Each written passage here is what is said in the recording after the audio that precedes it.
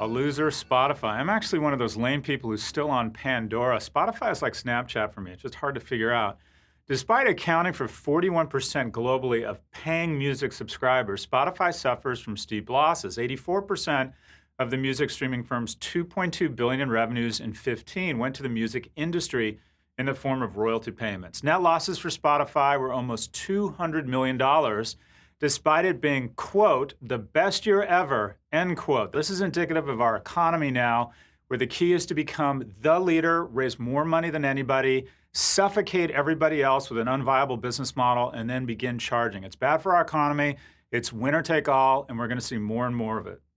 A loser, texting. We predicted messaging was the next frontier, but who's on the wrong side of this ship? Specifically, telco firms, where texting has been traditionally a cash cow. Industry revenue growth is 7%, the lowest in 6 years, largely due to the decline in SMS, projected to continue to fall 10% per year. In 2015, Americans sent 2 trillion texts, down 21% from 2011. Telcos are trying to replace these revenues by creating their own messaging apps, but fewer than 10% of their customers have adopted them. Simply put, this is a transfer in market capitalization from telcos to messaging apps.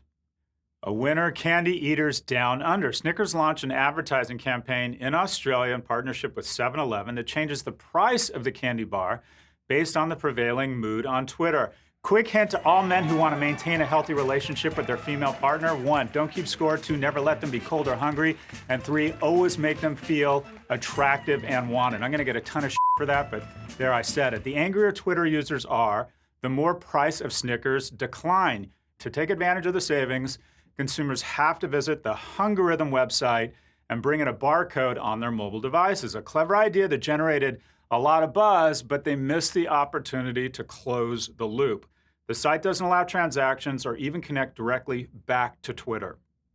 The continued loser, San Francisco homebuyers. This graphic shows you how much you need to make to buy a home in different cities across the U.S. Who tops the list? You guessed it, San Francisco. And I think San Francisco has officially become a dystopia. 2 weeks ago, I had to pass several mentally ill homeless veterans to go to the 9th floor. I met a 31-year-old billionaire who wanted to meet me because he'd seen one of my videos. Don't waste my time again. However, you may not get your dream home because 60% of homes in San Francisco now cost $1 million or more, up from a mere 20% in 2012. It looks like California is still the golden state, golden bars that is. Seriously, that is the copy I have to work with. I am the talent here.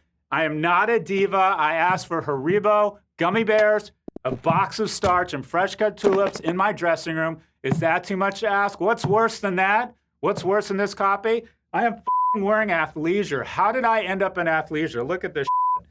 You wear this like this. When you wear your clothes like this, it means one of two things. You have an eating disorder, or your aspiration in life is to go to Coachella. Or what else does it say? When you're 51 and wearing athleisure, it means you're having a midlife crisis. This is my way of saying to the world, I want to sexually disappoint someone half my age.